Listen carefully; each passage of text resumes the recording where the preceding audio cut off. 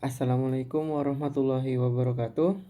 Saya Azani Syaputra dari salah satu perwakilan dari PBL Skara dengan kode PBLMK 040.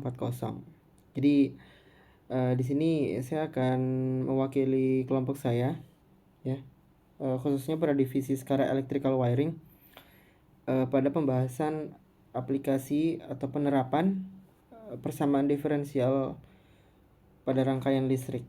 Oke, jadi kita langsung ke pembahasannya aja ya.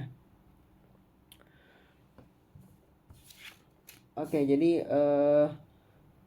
implementasi dari penerapan persamaan diferensial pada bidang elektro antara lain pada rangkaian listrik orde 1 itu meliputi apa saja sih gitu kan. Nah, jadi yang pertama tuh ini meliputi tentang rangkaian RLC gitu ya. Jadi saya singkat aja. Jadi rangkaian RLC itu rangkaian yang dimana terdapat resistor, kemudian induktor dan juga kapasitor pada satu rangkaian yang sama gitu. Jadinya objektif kita pada rangkaian RLC ini untuk mengetahui arus dan juga voltase maupun juga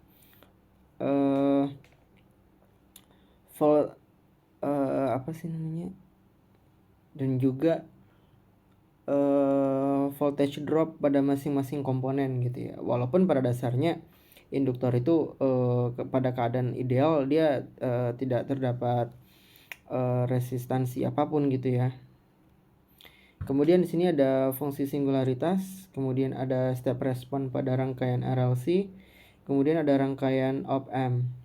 Nah, jadi mungkin singkat saja karena tugas ini merupakan bagian dari tugas ya. Jadi pada PBL kami ini kami lebih banyak bersinggungan pada motor listrik, yang mana pada motor listrik itu sendiri nanti akan saya bahas tentunya pada slide selanjutnya. Itu terdapat rangkaian skematik yang mana melibatkan induktor begitu pada rangkaiannya. Jadi pada rangkaian listrik orde 1 ini implementasinya kami akan fokus untuk membahas pada rangkaian RLC saja. Oke, kemudian nah ini skematik dari DC motor series. Kenapa saya pilih DC motor series? Ya mungkin karena rangkaiannya lebih mudah aja gitu ya, dan juga akan mempermudah perhitungan kita pada selanjutnya gitu. Dan juga kenapa pilihannya DC motor series, karena pada Skara itu kan robot penggeraknya itu sebenarnya banyak ya, ada servo dan segala macam gitu. Nah, cuman karena pada spesifikasinya itu nggak bisa dilihat secara detail gitu, jadinya kita anggap saja servo itu sebagai DC motor series gitu, selain untuk mempermudah perhitungan kita pada penjelasan kali ini gitu kan. Jadi yang seperti yang kita tahu ya, jadi DC motor itu ya, DC motor dan AC motor gitu ya, penggerak elektrik pada umumnya kan bentuknya seperti ini ya. Ya, jadi bentuknya bagian kira-kira seperti ini. Nah, itu skematiknya itu kalau untuk DC motor series ya khususnya itu bentuknya seperti ini gitu teman-teman. Jadi series field windingnya itu kumparan seriesnya itu dia disusun secara seri gitu ya. Maksud saya, jadi kalau misalnya ini disusunnya secara paralel terhadap armatur, ya dia itu bisa jadi compound gitu atau shunt gitu kan ya. Nah, ini karena kebetulan yang jadi percontohan di sini adalah DC motor series, jadi field windingnya ini kumparannya ya. Ini kumparan yang sebagai medan magnetnya gitu. Itu disusun secara seri terhadap armatur gitu. Jadi ini yang sebagai info aja gitu ya, untuk nge-refresh pengetahuan. Jadi pada DC motor gitu ya, itu khususnya ada dua kutub magnet gitu ya tentunya. Jadi ada beberapa DC motor itu yang memiliki field windingnya ini kumparan di dalamnya sebagai medan magnet itu dialiri listrik, dan ada juga yang menggunakan medan magnet permanen gitu ya. Jadi kayak DC motor series atau DC motor apapun gitu ya dalamnya. Jadi pokoknya DC motor yang ukurannya kecil gitu ya, kayak dinamo lah sebutan kita gitu ya. Dinamo itu bentuknya itu kecil banget gitu. Karena saking kecilnya gitu, jadinya medan magnet di sekelilingnya itu dia menggunakan medan magnet permanen gitu ya. Magnet-magnet yang biasa kita jumpai pada umumnya. Cuman kalau misalnya DC motor yang biasanya digunakan secara kapasitasnya yang besar seperti itu ya, yang kayak 1 horsepower ke atas gitu ya, umumnya itu menggunakan kumparan gitu sebagai medan magnetnya. Kemudian armatur ini kan juga dalam ini sebenarnya kumparan gitu ya teman-teman ya. Dalam ini ada kumparan gitu, jadinya pantas saja kalau DC motor ini kita sebut DC motor series, dan ini akan jadi pedoman kita atau acuan untuk perhitungan pengaplikasian untuk persamaan diferensial orde 1 ini pada rangkaian listrik. Oke, nah ini kemudian saya ada pengenalan sedikit lah tentang induktor ya. Jadi induktor itu karakteristiknya itu sama seperti kapasitor ya. Jadi kalau misalnya ada yang nggak tahu itu induktor itu mirip-mirip aja sebenarnya gitu sama kapasitor. Jadi kalau misalkan kapasitor itu dia menyimpan energi tapi dalam bentuk muatan elektron gitu ya. Nah sedangkan kalau misalkan induktor ini dia menyimpan energinya itu dalam bentuk ini apa sih namanya, medan magnet gitu. Jadi kayak medan magnetnya tuh ya dia pokoknya mengitari inilah ya, mengitari dari arus yang ini yang dialiri. Jadinya kayak kalau nggak salah ini hukum Fleming kalau nggak salah ya, yang kaidah tangan kanan apa tangan kiri gitu mah ya, saya lupa. Nah pokoknya seperti itulah ya, kira-kira seperti itu. Jadi ini medan magnet ini medan magnet. Nah ini arus ya, jadi ini arus nih. Nah ini saya contohkan aja, ini arus gitu ya. Nah jadi perbedaan induktor dengan kapasitor itu sebenarnya nggak begitu signifikan ya, cuman dampaknya gitu terhadap ketetapan waktunya itu dia berpengaruh di situ gitu. Jadi ketika starting pada rangkaian awal gitu, induktor itu biasanya dia menahan arus untuk tidak mengalir gitu ya. Sebenarnya mengalir, cuman mungkin dalam jumlah yang sangat sedikit gitu. Karena pada induktor ini dia ketika arus gitu ya. Jadi kalau misalkan arus gitu jalan gitu kan, tit gitu cuy. Nah itu ketika dia mengalir gitu ya, mungkin dari resistor kayak atau apa sih, mungkin suatu komponen elektronika lainnya gitu ya, ketika dia mengalir gitu. Nah induktor ini dia berusaha menghambat gitu. Karena apa? Karena dia berusaha untuk membuat ini dulu, medan magnetnya terlebih dahulu gitu. Jadi ketika medan magnetnya ini sudah terpenuhi atau dalam keadaan steady state gitu ya, jadi keadaan ideal dia tuh akan melanjutkan gitu. Kalau misalnya dalam keadaan ideal gitu, ideal artinya ketika kutub magnetnya ini sudah dalam keadaan maksimal, maka dia pun akan melancarkan arus yang dialiri itu secara sepenuhnya, dan kemudian induktor ini nggak lagi memiliki resistansi gitu. Jadi hampir semua komponen elektronika itu memiliki ini ya, resistansi. Jadi ada resistifnya gitulah seingat saya. Jadi sekecil apapun itu barangnya pasti ada gitu, kayak kabel gitu kan. Makanya kalau misalkan kalau kita sambungkan gitu kan kabel gitu, ini misalnya plus ini minus baterai gitu kali ya. Nah ini kalau kita sambungkan secara langsung ini kan pasti short circuit gitu kan.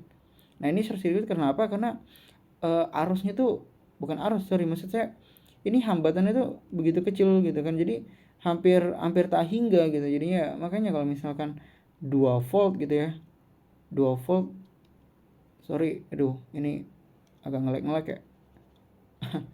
Nah itu misalnya baterai sekecil apapun gitu ya, atau barang sekecil apapun itu misalnya 2 volt gitu ya, dia ini banget kecil banget ininya, hambatannya gitu. Jadi kalau 2 dibagi R gitu kan, misalnya R-nya itu tahingga, 2 dibagi tahingga ya tahingga gitu kan. Nah, sesuai prinsip pada limit gitu. Ada matematika pada umumnya. Jadi ini saya hapus dulu kali ya, biar agak rapian dikit gitu. Oke, nice. Nah, jadi karakteristiknya antara lain ialah, jadi induktor tuh sebenarnya cuman kayak lilitan kawat gitu teman-teman ya. Jadi walaupun kenapa induktor ini lilitan kawat tapi bisa menghambat gitu ya, bisa menghambat arus ya, karena dia itu membuat medan magnet gitu. Jadinya dia menyimpan energinya dalam bentuk medan magnet. Nah, makanya lilitan kawat itu biasanya kalau kita temukan itu kan biasanya ada pada ini ya, apa trafo ya. Sebenarnya namanya transformer gitu. Bukan transformer film teman-teman, tapi beneran trafo namanya kan gitu ya. Nah, ini trafo kan biasanya kayak gini nih. Nah, ini sebenarnya dia berpindah bukan karena kabel-kabel, karena sebenarnya kalau misalnya kita perhatikan gitu ya. Ini kabel-kabelnya aja dari apa sih namanya? Satuan unit yang disepakati aja, ini kan logonya nggak nyambung kabelnya gitu kan. Ini sebenarnya besi ini cuman inti ya. Jadi inti dari trafo itu, kalau misalnya ini sebagai info aja, itu ada yang intinya itu ada yang besi gitu ya. Ada yang besi, ada yang ferrite gitu. Kayak ada tulisannya ferrite core gitu kan. Jadi intinya tuh ferrite, ada besi dan segala macam. Nah, jadi induktor itu dia mengalirkan tegangan dan arus tentunya itu melalui medan magnet gitu. Makanya trafo itu kabel nggak bersentuhan tapi dia bisa mengalirkan gitu. Mungkin biasanya umumnya trafo itu kalau kita temukan pada step down gitu ya. Jadi kalau misalnya komparan di sini lebih besar, yang di sini kecil gitu ya, nanti yang dialirkan itu rasionya seperti apa gitu ya. Ya mungkin nggak akan saya bahas di sini, mungkin itu kan terlalu banyak menghabiskan waktu ya. Jadi intinya karakteristik dari induktor itu sendiri ialah dia menyimpan energi, kemudian juga dia hanya merupakan lilitan kawat gitu teman-teman. Ini saya jelasin sedikit ya, mungkin nggak begitu detail. Jadi hubungan tegangan ya, ini voltase. Hubungan tegangan terhadap induktor itu merupakan L dI per dt. Nah, itu volt ya teman-teman. Nah, tegangan. Jadi tegangan itu pada induktor itu merupakan L dI per dt. Nah, L itu apa sih gitu kan? L itu ini induktansi ya. Induktansi. Jadi ini tuh induktansi. Nah, kemudian dI per dt ini merupakan turunan ini ya, turunan arus ya. Jadi arus terhadap waktu gitu. Nah, cuman ini turunan. Nah, jadi kalau misalnya teman-teman perhatikan ini merupakan persamaan diferensial ini ya. Jadi suatu konstanta gitu ya. Suatu konstanta, maksud saya koefisien itu dikalikan terhadap suatu ini ya, variabel tertentu, yang mana variabel itu merupakan turunan dari suatu variabel lain gitu. Jadi ini LDI per dt ini merupakan persamaan diferensial. Ini orde pertama ya teman-teman ya, karena dia turunannya masih turunan pertama gitu, turunan pertama, dan ini juga linear gitu karena dia nggak berpangkat. Nah, jadi hubungan tegangan terhadap induktor itu LDI per dt. Nah, kemudian kalau misalnya dari sini ya teman-teman ya, ini saya biruin dulu ya biar agak kelihatan gitu. Loh, kok biru terus sih bang? Nggak ya, saya demen aja sih warna biru gitu. Sorry aja sih. Ini jadi dari sini ini bisa kita ambil kesimpulan nih teman-teman. Jadi tegangan pada induktor itu LDI per dt gitu kan. Nah, di sini kita bisa lihat bahwa di sini ada arus sebenarnya nih. Sebenarnya ada arus di sini, cuman ini masih dalam bentuk turunan gitu. Nah, gimana hubungan arus terhadap induktor gitu dari persamaan yang kita dapat gitu kan. Nah, jadi kita pindahkan aja semuanya gitu ya. Jadi saya singkat aja lah ya biar agak cepat karena ini juga sedikit banget space-nya. Jadi DI per V ya, V terus dikalikan DT dibagi L. Nah kemudian ini diintegralkan karena kita mau nyari I nya, jadi kita harus integralkan gitu ya kita, karena ini satuannya waktu ya. Jadi I itu sama dengan sebenarnya 1/L. Nah karena tegangan itu nanti bakalan berpengaruh gitu ya terhadap voltage drop pada induktor nantinya. Jadi ini tuh sebenarnya integral tentu ya dari T ketika 0. Nah ini yang saya sebut ini sebenarnya. Jadi dia pada awal-awal itu voltage drop itu ada karena induktor itu ada IMF ya, IMF dan juga resistansi ketika dia belum mendekati atau belum mencapai ideal atau steady state-nya. Jadi ini tentunya T sama dengan 0 sampai T tertentu ya teman-teman ya. Nah ini kemudian baru tegangan ya terhadap waktu terus dt. Nah, ini karena kita belum ketemu jadi kita keluarkan saja tadi konstantanya gitu ya, yaitu 1/L nya. Ini saya tandai lagi biar nggak kelewat gitu ya. Oke, warna hitam lagi. Oke. Kemudian susunan induktor. Nah ini singkat aja ya, susunan induktor itu jadi ada seri dan paralel gitu. Nah cuman induktor ini kalau secara susunan ya, secara singkat bisa kita perhatikan ini sebenarnya sifatnya sama persis sama kayak ini resistor gitu. Yang mana ketika susunannya seri itu cuma ditambahkan aja gitu, L1 tambah L2 tambah L3 gitu kan. Nah ini kemudian di seri ini kan harusnya sama ya. Jadi yang berbeda tuh cuman voltasenya gitu. Ada voltasenya itu bakalan beda gitu, sama aja kayak resistor. Jadinya yang sama di sini kan ininya ya arusnya gitu. Jadi makanya L1 tambah L2 tambah L3 gitu. Nah kemudian pada paralel ini ya itu yang saya sebut tadi persis banget sama kayak karakteristiknya itu resistor. Jadi kalau untuk mencari apa ya, rangkaian ekuivalen maksud saya dari induktor itu dia makanya dibuatnya seperti ini gitu ya, 1/L1 tambah 1/L2 gitu. Jadi nanti kalau misalkan misalnya ini cuma anggap aja cuma sampai L2 gitu ya, kita ngambil contoh dari atas ini. Jadi ya tinggal diginin aja gitu, L1 tambah L2 gitu. Sorry,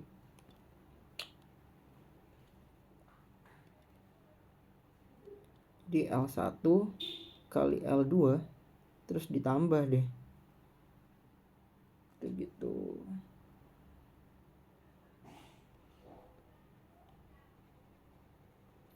Ya pokoknya seperti itulah ya. Oke, yang perlu saya jelasin kembali kemudian pada rangkaian RL gitu ya. Jadi pada rangkaian RL itu nih saya gambar kembali aja lah ya, kita flashback pada slide-slide sebelum. Rangkaian RL tuh rangkaian yang mana dia itu terdapat ini ya, induktor dan juga resistor di dalamnya gitu. Ini jangan sampai salah ya teman-teman. Jadi kalau misalkan yang induktor itu bentukannya keriting gitu ya, kayak mie gitu ya. Nah ini resistor bentuknya kayak apa ya, gelombang apa sih ini ya, bukan pulsa apa sih ya, kayak gergaji ini mah. Nah ya pokoknya seperti inilah. Nah ini di sini tuh V ya, di sini plus, ini minus, ini tuh V tegangannya. Nah ini rangkaian RL gitu. Nah dari sini bisa kita ketahui tadi kan dari rumus yang kita dapat gitu ya. Jadi kalau misalnya kita pakai hukum Kirchhoff, jadi penjumlahan dari ini semua itu harus sama dengan 0 gitu kan. Jadi yang kita ketahui tadi dari induktor itu sendiri ialah L dI per dt. Itu kalau misalkan kita tambah dengan voltage drop pada resistor ini, untuk kalau mencari apa voltage di sini kan berarti ini ya resistor dikalikan arus ya untuk mendapatkan voltasenya. Nah tuh, jadi L dI per dt ditambah resistor dikali arus itu sama dengan tegangan gitu. Nah, itu sama dengan tegangan totalnya gitu. Dan mana ini tuh harus sama dengan 0 gitu kan. Kalau misalkan ini dijumlahkan gitu, maksud saya voltase ini kalau dikurangin ini sama dengan 0 gitu. Sorry, beda perspektif. Nah ini kemudian langsung saya ini aja lah ya, kita pecah aja ini. Jadi kalau ini kan karena untuk memecahkan ini ya persamaan diferensialnya ya. Jadi kalau bisa kalian teman-teman perhatikan, ini tuh persamaan diferensial linear ya, orde 1. Dan ini kalau misalnya kalian perhatikan, ini familiar banget gitu bentuknya. Ini kalau misalnya kita ingat ya, ini tuh sebenarnya format persamaan itu kayak gini nih. dy per dx. Jadi turunan y pertama dari x gitu ya. Terus ditambah fungsi x ya, terus dikalikan y ya, terus dikali sama dengan dia bisa konstanta gitu ya, terus atau apapun gitu, mungkin angka aja gitu ya, konstanta gitu, c gitu. Atau biasanya ada juga kalau yang Bernoulli itu yang fungsi x gitu dikalikan y. Nah ini kalau Bernoulli gitu, nah ini kan bersama ini ya linear biasa, jadinya dia konstanta pun bisa gitu, angka gitu, atau apapun. Nah ini persamaan dasarnya gitu. Nah jadi kita akan mengubah persamaan ini LDI per DT itu akan menyerupai ini gitu. Jadi apa yang pertama kita lakukan, yang pertama kita harus ngilangin dulu ini variabel L di sini ya, dengan cara membagi semua bagian kanan dan kiri itu dengan L gitu. Jadi yang kita dapatkan seperti ini, DI per DT ditambah, nah RI L sama dengan V per L. Nah kemudian dari sini kalau di ini ya persama diferensial linear itu, kalau kita bisa mau nyari mu x itu caranya seperti ini ya. Itu dasarnya itu bilangan Euler itu diintegralkan terhadap px gitu. Nah px itu sebenarnya ini fx-nya ini gitu. Nah fx-nya di sini kalau kita perhatikan daripada persamaan yang udah kita pecah ini apa? Coba teman-teman tebak. Ya benar, R per L ya teman-teman ya. Jadi kita masukkan di sini R per L. Nah terus ini di sini turunan gitu. Pada dasarnya itu sebenarnya turunan terhadap X, tapi kan di sini turunan terhadap T ya, waktu. Jadi kita turunkan terhadap waktu. Nah jadi kita dapat RL keluar terus T ya. Nah ini bilangan pangkat ya teman-teman ya, jangan sampai salah. Nah kemudian nanti kita masukkan ke sini biar nanti jadi persamaan diferensial yang eksak gitu. Nah ini kita turunkan jadi R per L T terus juga DI per DT tambah R per L kalikan I, kurang besar ini kurangnya.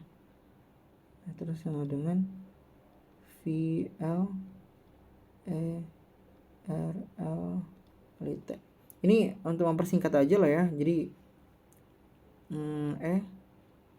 R per L kali T ini akan saya singkat aja sebagai E per X gitu. Ini kita tandain dulu biar nggak lupa.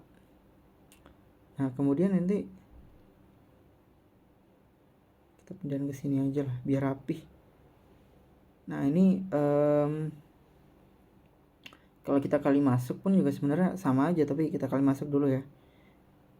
Saya nggak ingin mempersingkat pengerjaannya biar sama-sama paham gitu. DI per DT gitu ya. DI per DT ini ya kita buat aja I aksen gitu ya. I aksen gitu. Tambah RIL. Nah ini RL ini kan konstanta doang gitu ya. Jadi R L I, nah R L T Tadi kan harusnya kita singkat ya. Ini kita singkat aja ini. Aduh. Susah teman-teman nulis di sini ternyata. X V L E X. Nah ini pangkatnya ini X semua ya untuk eulanya. Nah dari sini kalau misalnya kita ingin mencari dari sisi bagian kirinya aja gitu ya, kan ini mau kita pecah lagi nih biar kita bisa tahu gitu kan tentunya. Nah ini kita kalau kita perhatikan, kalau kita integralkan gitu ya, ini sebenarnya tuh turunan teman-teman ya. Jadi ini tuh turunan. Jadi kalau turunan itu kan misalkan perkalian suatu turunan dua fungsi gitu ya, itu kan bakalan seperti ini ya. Kan kalau misal kita f x kali y gitu ya, ini turunan teman-teman. Nah itu kan sama dengan x aksen kali y tambah y aksen kalikan x gitu kan. U aksen kali v tambah U kali V aksen sebenarnya, tapi karena sini contohnya X sama Y, jadi ini X sama Y gitu ya. Nah ini kan sebenarnya seperti ini gitu. Nah ini kalau misalnya kita perhatikan, ini tuh sebenarnya sama persis gitu. Ini sama persis gitu. Jadi kalau misalnya kita pecah ya, biar lebih mudah gitu, anggap aja nanti ini sebagai U ya. Ini tuh sama aja kayak, nah seperti ini. Turunan terhadap apa coba? Ya karena ini contohnya terhadap X ya, tapi sebenarnya ini terhadap T. Jadi kita tetap buat terhadap T aja. DT sama dengan ini jangan lupa ini sebenarnya nanti kita integralkan teman-teman ya. VL E X D kita integralkan ininya ya. Ini jangan lupa ini kita substitusi kembali R per L kali T I sama dengan VL E R L kali T. Nah ini kita integralkan, nah maka hasilnya akan jadi seperti ini. L T kali I sama dengan, nah ini VL nya kita keluarin ya karena ini kan konstanta ya. Ini kan pangkatnya R per L ya, jadi kalau di integral itu kita keluarin aja dari sini ya, ini biar menghemat tempat teman-teman. R L T. Nah dari sini kita bisa coret L nya di sisa V per R nantinya ya. Ini saya batasin dulu, semoga muat ini ke depannya. Nah ini dari sini kalau misalnya kita mau mencari arusnya doang ya, bisa kita dapatkan dengan cara ini V per R kalikan E R L kali T. Oh iya saya lupa ini kan kalau diintegralkan ini kan ditambahin ya konstanta ya C. Nah ini kalau misalnya kita bagi kedua sisi ini dengan bilangan eksponensial natural tadi tuh T, maka nanti I sama dengan V per R tambah C E min ya, karena ini sebenarnya kan ada di bawah ya. Jadi kalau misalnya naik ke atas eksponen apapun ya pasti jadinya minus kan gitu ya pangkatnya. R L T. Nah ketika misal dalam keadaan tertentu ya, keadaan tertentu di mana arus ini kan arusnya terhadap waktu sebenarnya ya teman-teman ya, kan sebenarnya arusnya terhadap waktu nih. Nah kalau arusnya itu terhadap waktunya 0, maka ketika arus ketika waktunya 0 kan memang nggak ada apa-apa gitu ya, nggak ada yang mengalir gitu. Nah ini sama dengan 0 ya. Nah ini kalau misalnya kita pindahkan ya, substitusi 0 itu sama dengan apa? Nah ini 0 karena ini satuannya terhadap T ya, jadi kalau misalnya ini kita T, ini R ya teman-teman, jangan sampai lupa. Nah ini kalau misalnya kita substitusikan 0 terhadap T nya, ini kan waktu ya. Nah itu kan kalau misalnya teman-teman ingat ya, ini saya highlight dulu. pangkat 0 itu kan sama dengan 1 gitu ya. Karena apa? Karena kan eksponen gitu ya. Bilangan pangkat apapun kalau dipangkatkan terhadap 0 itu sama dengan 1 gitu. Nah, jadi ini saya kembalikan dulu tintanya. Nah, jadi kalau misalnya kita substitusi ya 0, jadi sisa apa? Sisa V sama R aja. V per R tambah, nah tadi kan misalkan nih kita substitusi ya, min R per L kali T kan 0 lah, jadi min 0 gitu. 0 ya, min 0 nggak ada, jadi kan 0 pasti ya. Pangkat 0 itu kan 1, jadinya sisa apa? Sisa C kali kan 1 ya, C karena tadi kan 1 ya. Nah, dari sini bisa kita dapat konstantanya itu sama dengan apa? Min V per R, teman-teman. Maaf, ini saya agak keliru kadang-kadang menjelaskan. Jadi sebenarnya I 0 ini ya, bukan 0 ini mah. Nah, ketika I 0 gitu mah, ketika I 0 sama dengan ini, berarti ini saya hapus kembali.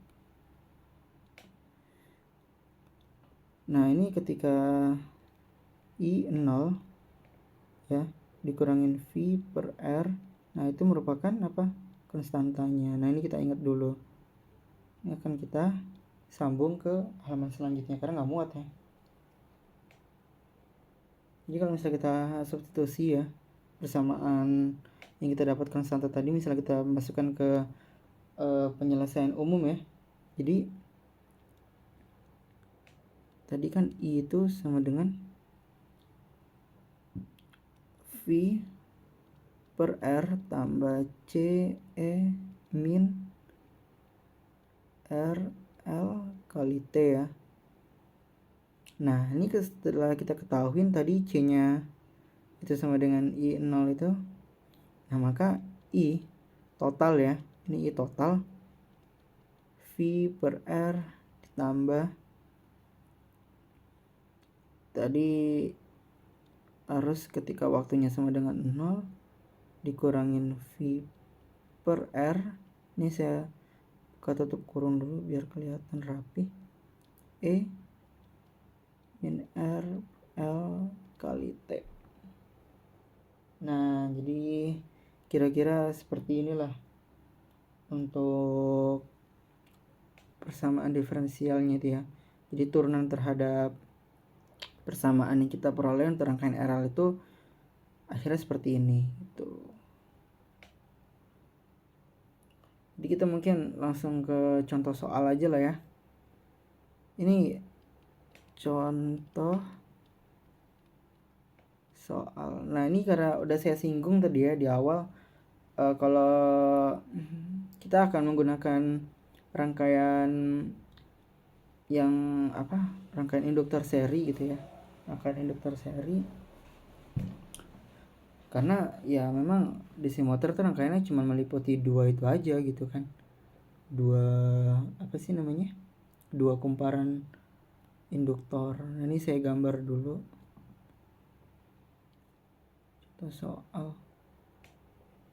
Saya gambar, anggap saja ini voltage source ya, tegangan sumber. Nah, ini merupakan kumparan gitu. Nah, di sini armatur. Armatur itu kan ini ya, kumparan juga.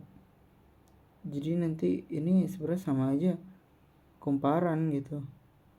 Nanti akan saya perjelas kembali. Nah, di contoh ya, di contoh beberapa sumber gitu, kayak pada DC motor De Lorenzo yang ada di lab W07 itu terdapat resistansi. Jadi induktor itu tetap ada resistansinya gitu kan. Ya mungkin karena itu kumparannya besar, jadinya mungkin terdapat resistansinya tetap. Jadi karena ini saya perjelas kembali aja lah ya. Jadi diketahui ini V-nya sama dengan 35. Ini sesuai contoh saya aja ya. yang pada praktikum penggerak elektrik. Jadi untuk ini kan seri ya, jadi induktansi pada kumparan serinya itu satu, saya kurang tahu pasti, cuman anggap aja 1,5 Henry gitu. Nah kemudian untuk L pada armatur itu kita anggap aja sama Henry. Kemudian resistansi pada kumparan serinya ini kalau menurut di contoh internet sih kebanyakan 0,6 ya, 0,6 ohm gitu. Ya memang kecil sekali, cuman ya lebih masuk akal daripada kabel-kabel kecil untuk jumper gitu kan. Itu mendekati tak hingga itu karena saking kecilnya. Ini kita anggap aja 0,6 ohm ya, karena saya nggak tahu pasti spesifikasinya, cuman kira-kira seperti ini. Percontohan kami kemarin menggunakan 35 volt DC ya. Nah, ini ketentuannya. Kemudian langsung aja kita kerjakan gitu.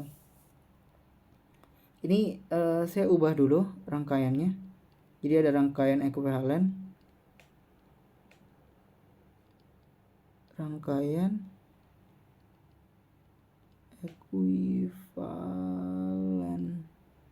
Nah, rangkaian ekuivalen itu bakalan seperti ini nanti teman-teman.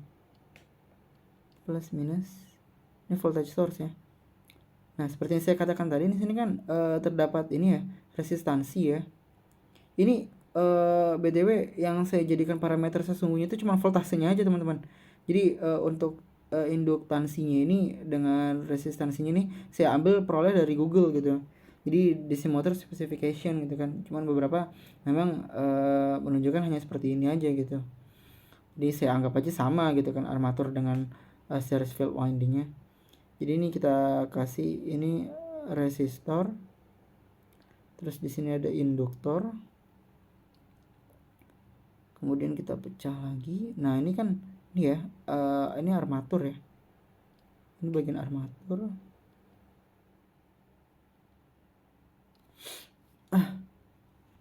Nah di bagian armatur itu kan di sini terdapat resistansi juga ya, karena itu lilitannya kumparannya tuh besar banget gitu. Jadi mungkin tetap terdapat. Jadi di sini ada resistansinya. Kemudian di sini ada kumparannya itu sendiri dari armatur. Maaf ya teman-teman, ini nggak rapi soalnya saya agak kesusahan gambar kayak gini mah. Aduh. Nah seperti ini. Jadi kita pecah dulu ya untuk R total. R totalnya itu apa? Nah seperti yang kita tahu kalau untuk dalam rangkaian seri seperti ini untuk resistor itu kan tinggal ditambahkan ya. Jadi kalau 0,6 itu dijumlahkan, itu yang kita peroleh adalah 1,2 ohm. Ya kan, 0,6 tambah 0,6 1,2 ya. Nah untuk ini seperti yang kita ini ya, seperti kita bahas, kita singgung di slide sebelumnya kan, untuk induktansi kalau misalnya total dalam keadaan seri kan persis banget ya, karena karakteristiknya sebenarnya sama gitu, mau di seri mau di paralel kan dia karakteristiknya itu mirip dengan resistor gitu. Jadi ini sama aja ditambah gitu. Jadi 1,5 tambah 1,5 Henry itu sama aja 2/5 Henry gitu teman-teman. Kita tulis dulu 2/5 Henry. Nah dari sini kita akan gambar rangkaian ekuivalennya nih teman-teman. Aduh kecoret ya. Ya nggak apa-apa deh, biar agak rapian dikit. Ini kita kayak giniin, plus minus. Nah ini anggap aja ini resistor ya, resistor totalnya, dan kemudian ini kumparannya. Nah dari sini baru kita kerjakan deh.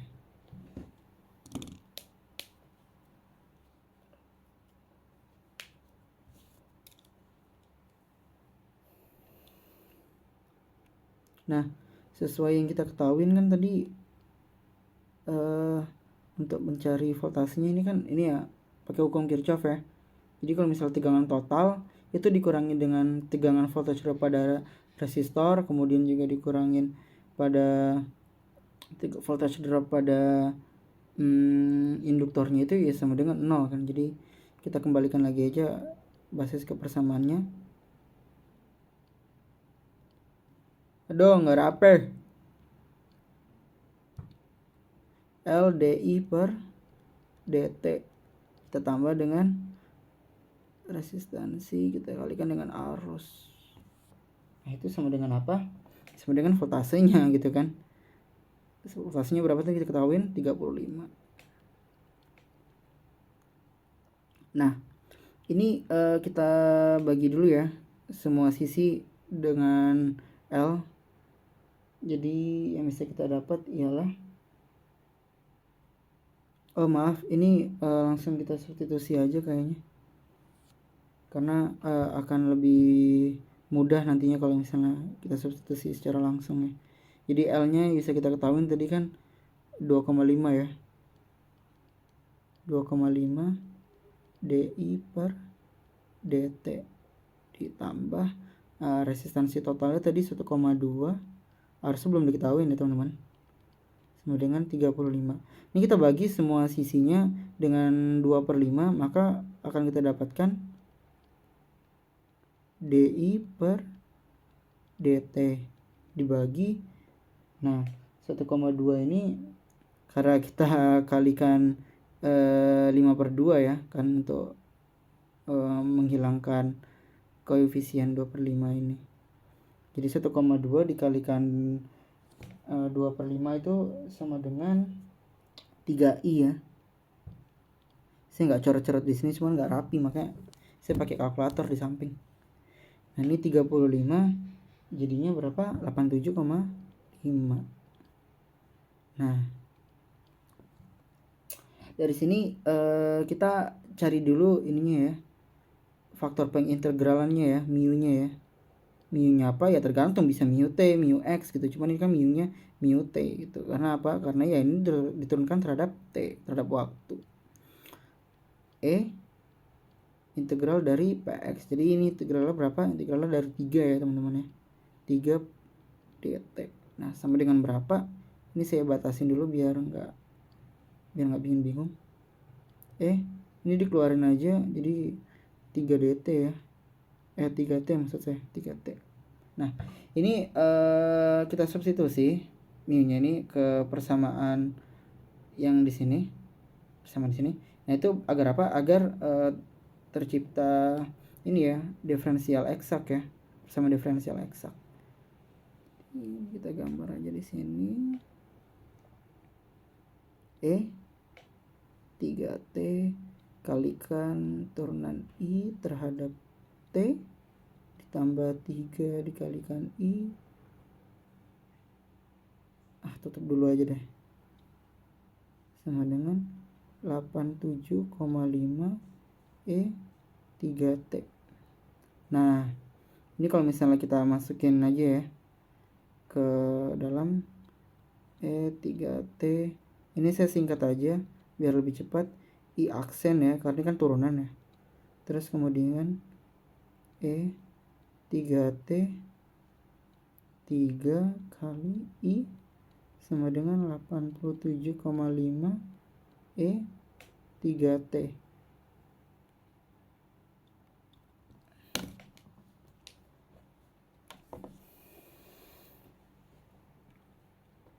Nah, kalau misalnya kita lihat ini kan ini ya, merupakan U aksen kali V aksen tambah V kali U aksen ya. Jadinya ini kalau misalkan kita integral, artinya kita balikan kembali ini ke sebelum jadi turunannya, maka ini tuh sebenarnya sama aja kayak 3t kali i ya. Jadi kalau misalnya teman-teman bisa perhatikan, ini kan anggap ini ya, koefisien ini 3-nya terhadap ya. Jadi kan 3t kali i aksen tambah 3e terus pangkat 3t dikalikan i. Jadi di sini u aksen, nah v-nya itu ini gitu kan.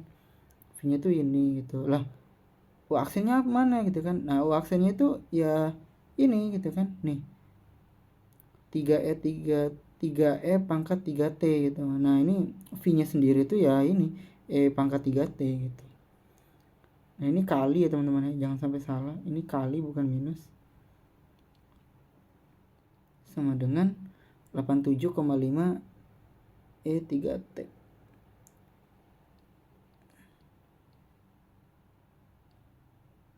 Dikalikan E pangkat 3T. Oh ya ini lupa, ini sebenarnya terhadap T ya, turunan terhadap T.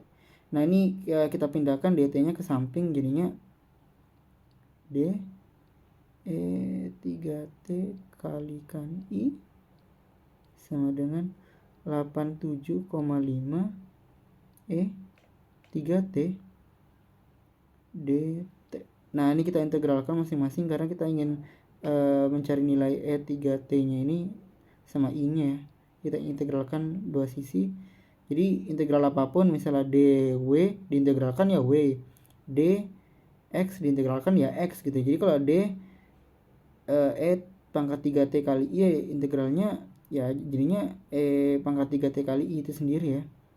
Bisa terus di sini 3t kali i sama dengan, nah 87,5 kalikan e pangkat 3t dt ini kalau diintegralkan tuh, ini saya langsung tulis aja ya teman-teman ya. Kalkulator di samping saya persis 3t, nah di sini plus c gitu ya. Saya harap teman-teman udah bisa pada integral sendiri-sendiri lah ya. Nah ini kita hendak mencari, oh ya ini jangan lupa I ini sebenarnya terhadap waktu ya teman-teman ya. Jadi kalau misalnya I terhadap waktu ya, ini kan kita bagi ya ke samping ya. Ini koefisien ini kan dia terhadap ini ya, perkalian logarit apa namanya, eksponensial naturalnya, jadinya 29,16 itu kalau dibagi pangkat 3, saya tulis kembali aja deh biar nggak salah, pada bingung deh. Nah I terhadap waktu, nah ini kita bagi teman-teman ya. Nah kita bagi aja, sisanya C kan, berarti 29,16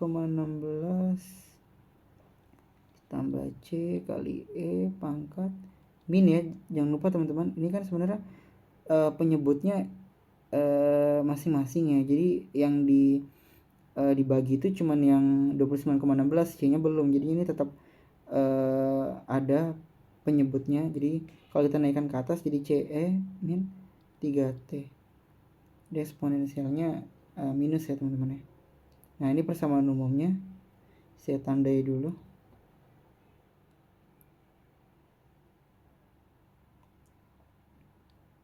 Saya tandain dulu. Nah ini kita lanjutin aja ke slide selanjutnya aja ya.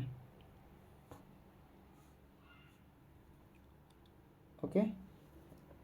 Sekarang kita akan mencari ini ya, konstantanya ya. Mencari C. Nah jadi kan persamaannya seperti ini ya. Terhadap waktu 29,16 ditambah C min 3T. Nah ini ketika ketika waktunya 0 ya, ketika arusnya ini waktunya adalah 0, maka apa coba? Ya nggak ada arus sama sekali kan, arusnya nggak berjalan sama sekali gitu. Jadi kalau misalnya kita I0 ini T nya ini kan 0 ya, berarti yang tersisa itu cuma 29,16 ditambah C. Kenapa? Ya itu tadi gitu kan, kalau misalkan E pangkat ini kan eksponen ya, eksponen itu kalau misalnya pangkat dikali dipangkatkan 0 gitu ya, suatu bilangan dipangkatkan 0 itu kan 1 ya, jadi C E nya itu ya 1 gitu mah. Nah jadi yang tersisa tuh seperti ini gitu. Nah ini kita substitusi ya, 0 tadi di sini, 0 sama dengan 29,16 tambah C, maka C itu sendiri ya 29,16 tapi minus. Kurang rapi ya. Ini saya rapiin dulu.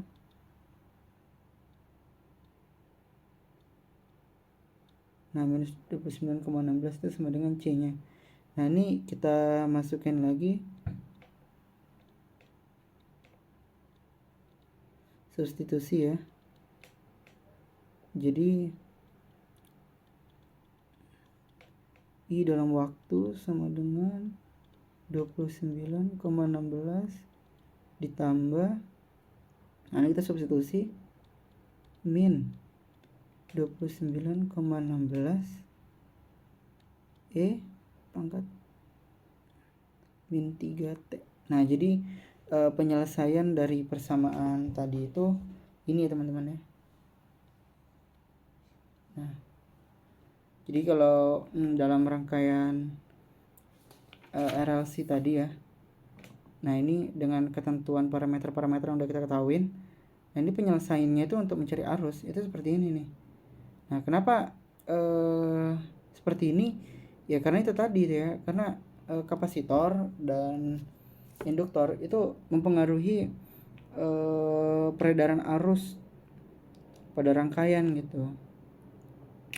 Tapi ketika keadaan ideal ya, entah mungkin nanti di T berapa gitu, mungkin T10 atau berapa ya, mungkin keadaannya sudah normal gitu.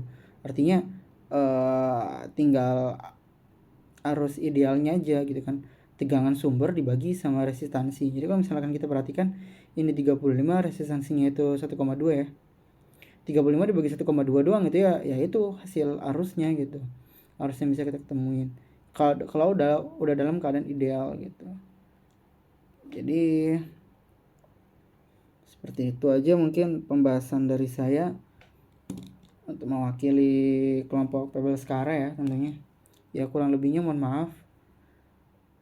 Wabillahi taufiq wal hidayah. Wassalamualaikum warahmatullahi wabarakatuh.